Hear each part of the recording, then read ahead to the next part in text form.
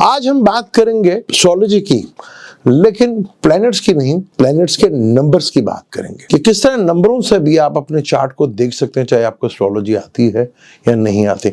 Number से ही आप जज कर सकते हैं कि आपका प्लैनेट या घर क्या रिजल्ट देगा। वेलकम टू सलीम समी चैनल। मैं हूं आपका एस्ट्रोलॉजर सलीम समी। अस्सलाम वालेकुम।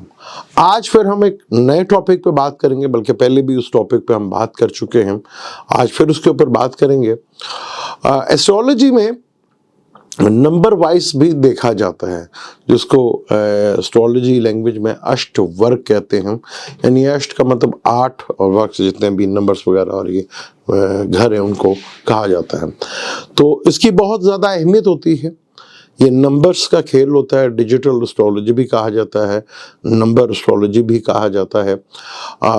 जिसको एस्ट्रोलॉजी ज़्यादा नहीं भी आती तो वो नंबरों से कैलकुलेट कर सकता है कि किस तरह जो है किस घर को कितने पॉइंट मिले हैं और किस प्लेनेट ने कितने पॉइंट दिए। ये बड़ा इंपॉर्टेंट टॉपिक होता है।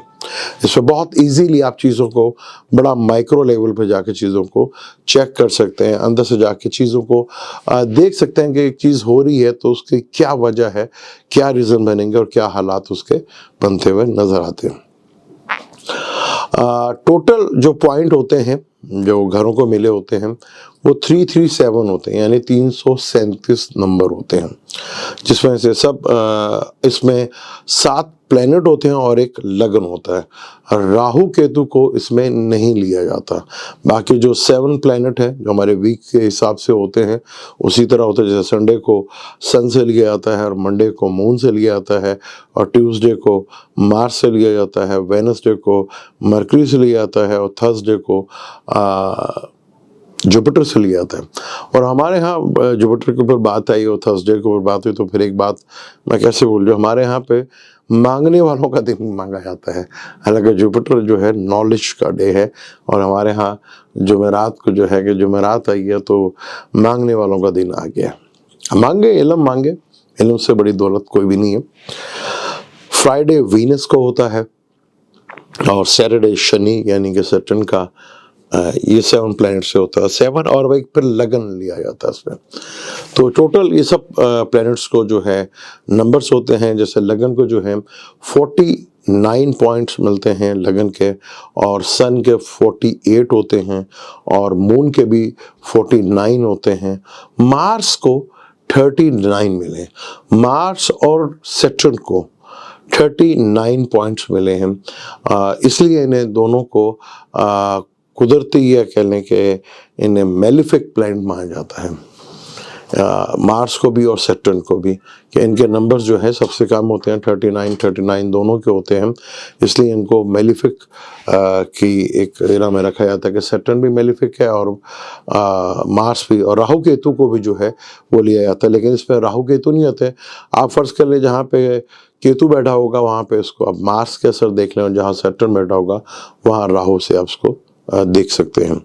और इसी तरह जो है उसके बाद मरकरी जो है उससे बहुत ज़्यादा पॉइंट दिए होते हैं।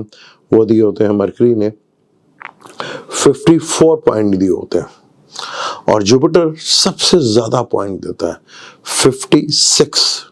सबसे ज़्यादा पॉइंट जो है वो जुपिटर के हैं। और फिर वीनस के जो हैं वो 52 हैं। मरकरी अगर अच्छे प्लैनेट के साथ बैठा होता है तो अच्छे रिजल्ट देता है, बुरे प्लैनेट के साथ बैठा होता है तो उसके असरात बुरे आपको देखने को मिलते हैं। लेकिन मरकरी 54 पॉइंट्स होते हैं।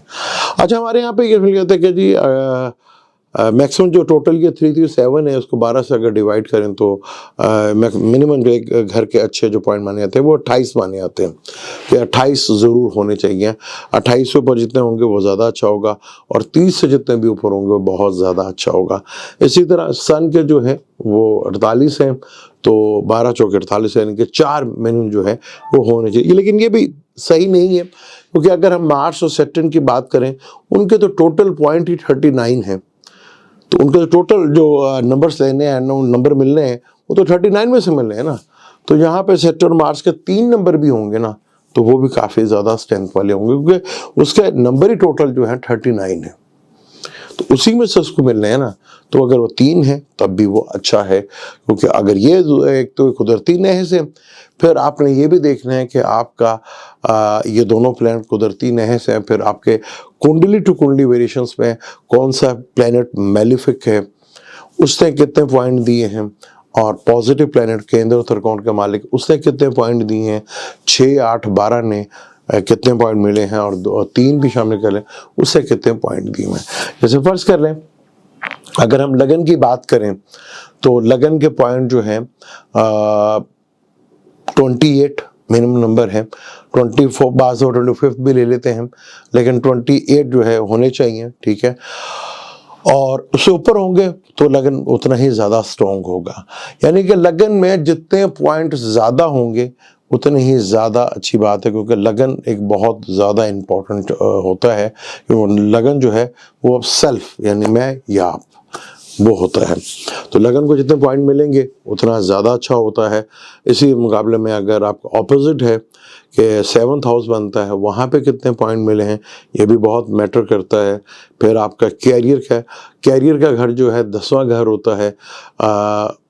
कैरियर के पॉइंट हमेशा 11 से कम होने चाहिए और 10th के ज़्यादा होने चाहिए बानिस्बत 9th के, क्योंकि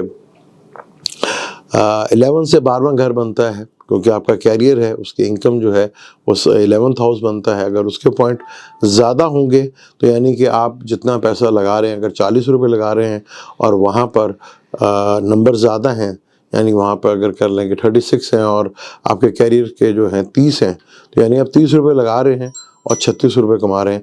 और खुदा ना खास्ता 12वें घर में अगर नंबर ज़्यादा आ गए तो यानी कि ख़र्चा ज़्यादा है, पैसा कम लगा है, इनकम ज़्यादा आई है, लेकिन ख़र्चा उससे भी ज़्यादा है। और सेकंड हाउस बड़ा इंपॉर्टेंट होता है कि आपने कितना जोड़ा है। वहाँ अगर पॉइंट ज़्यादा हो जाए, वो 12वें से भी ज़्यादा होने चाहिए। अगर 12 से ज़्यादा होंगे तो आप कहीं ना कहीं वो अपना पैसा जो है वो इकट्ठा कर सकते हैं। 12 से हमेशा जो है कम होने चाहिए 12 के पॉइंट, और दूसरे घर के पॉइंट ज़्यादा होने चाहिए। फिर इसमें अगर हमें डेप्थ में देखना होता है कि अगर आपका खर्चा ही हो रहा है तो ये देखा जाता है कि खर्चा किसके ऊपर ज़्यादा हो रहा है। सेल्फ के ऊपर हो रहा है, बच्चों के ऊपर हो रहा है, पार्टनर के ऊपर हो रहा है, लिटिगेशन या बीमारी के ऊपर हो रहा है, हॉस्पिटलाइज में हो रहा है, बिजनेस में हो रहा है, बहन भाइयों पे किस पे हो रहा है। ये आप अंदर जाके प्लैनेट्स को जाके देखते हैं कि एक प्लैनेट से वहाँ पे कितने पॉइंट्स दिए हैं। ये बड़ा ही इम्पोर्टेंट होता है। तो अष्टवर्ग अगर आपको ज़्यादा एस्ट्रोलॉजी नहीं आती तो अगर आप नंबरों से भी जो है वो देख सकते हैं। मैक्सिमम मिनिमम जो एक घर को 28 पॉइंट होते हैं। अगर 24 भी हो जाए तो बाज़ दफ़ा को 24 भी लेते हैं, लेकिन 28 हो और 28 से ज़्यादा हो तो वो ज़्यादा अच्छी बात मानी जाती है। इसी तरह कोई भी एक प्लैनेट है, जो फ़र्ज कर लें अगर सैटर्न के 4 है तो वो, क्योंकि टोटल नंबर ही उसको 39 है, अगर वो 4 दे रहा है वो बहुत अच्छे नंबर है। कुदरती भी मेलिफिक, लेकिन लिब्रा लगन हो गया, टॉरस लगन हो गया, इनके लिए तो बहुत बड़ा योग कारक प्लैनेट है। तो उनके लिए तो वहाँ पे फिर आपके अपने जो कुंडली के मेलिफिक प्लैनेट हैं वो कितने दे रहे हैं, ये बहुत ज़्यादा अहमियत रखता है। बाज़ दफ़ा अगर हम देखते हैं कि किसी की भी मियाँ बीवी का रिलेशनशिप या पार्टनर का रिलेशनशिप, छठा घर सेपरेशंस का घर होता है, अगर उसके नंबर ज़्यादा हों और 12वें घर भी इन्वॉल्व का नंबर ज़्यादा हों, और छठे घर ने 7वें घर में अगर कम पॉइंट दिए हैं तो सेपरेशन नहीं होती। फिर छठा घर बीमारी का भी है, लिटिगेशन का भी है, कर्जों का भी है। तो यहाँ पे देखना पड़ता है कि आपका कौन सा घर जो है वो कितने नंबर लेके बैठा हुआ है और आपको कितना आगे रिलीफ मिल सकता है। जैसे फर्ज कर लें जुपिटर जो है बुर्ज हमल में बैठा हुआ है, आप कोई सा भी आपका ज़ोडिक साइन हो, कोई सा भी ज़ोडिक साइन हो आपका, तो आपने देखना है कि आपके ट्रांजिट में जुपिटर ने कितने पॉइंट दिए हैं। जितने पॉइंट दिए होंगे वो उतना ही आपके लिए ज़्यादा बेनिफिक और फ़ायदेमंद होगा, क्योंकि जुपिटर के सबसे ज़्यादा पॉइंट्स हैं 56, और अगर जुपिटर ने कहीं पे 5, 6, 7, 8 दिए हैं तो वो बहुत ही एक्सीलेंट टाइम होगा। इसी तरह सैटर्न का भी है, इस तरह सन का ट्रांजिट होगा, उसका भी आप देख सकते हैं कि कितना है, किसान ने किसको कितने पॉइंट दिए हैं, उससे भी आप कैलकुलेट कर सकते हैं। बेसिकली ये ट्रांजिट में बहुत ज़्यादा देखा जाता है। अब ट्रांजिट में जैसे जुपिटर है, सैटर्न है, मार्स भी है, तो यहाँ पे देखना पड़ता है कि आपके जिस घर में आया है उस घर में उसने कितने पॉइंट दिए और कितना आपके लिए फ़ायदेमंद है और कितना नहीं। ये अष्टवर्ग की बात आज हमने की, डिटेल के साथ की। इंशाल्लाह जल्दी हम अपना क्लास का सिलसिला जो है वो मार्च में शुरू करने वाले हैं। तो पहली जो है क्लास हम जो शुरू कर रहे हैं वो जो थोड़ा बहुत एस्ट्रोलॉजी के ऊपर जानते हैं, जिन्हें थोड़ा सा एस्ट्रोलॉजी का पता है, उनके लिए हम शुरू कर रहे हैं दिशा, जिसके ऊपर हम दिशा की बात करेंगे और नक्षत्रों की जो है वो क्लास, लेकिन उनके लिए जो थोड़ा सा एस्ट्रोलॉजी को जानते हैं। अष्टवर्ग से आप भी देख सकते हैं कि आपके अगर आपको एस्ट्रोलॉजी नहीं भी आती तो आप सिर्फ नंबरों से देख सकते हैं कि आपके घर कौन से घर को कौन से कितने नंबर मिले हुए हैं और किस प्लेनेट ने कितने नंबर दिए हैं। वो मेरी वेबसाइट के ऊपर है, वहाँ पर जाके आप देख सकते हैं। www.astrosemi.com पे जाकर आप वहाँ पे अष्टवर्ग के नाम से पूरी डिटेल आएगी, आप वहाँ पे जाके देख सकते हैं। मुझे दें तब इजाज़त, इंशाल्लाह मिलते हैं अगली वीडियो पे। अल्लाह हाफिज़।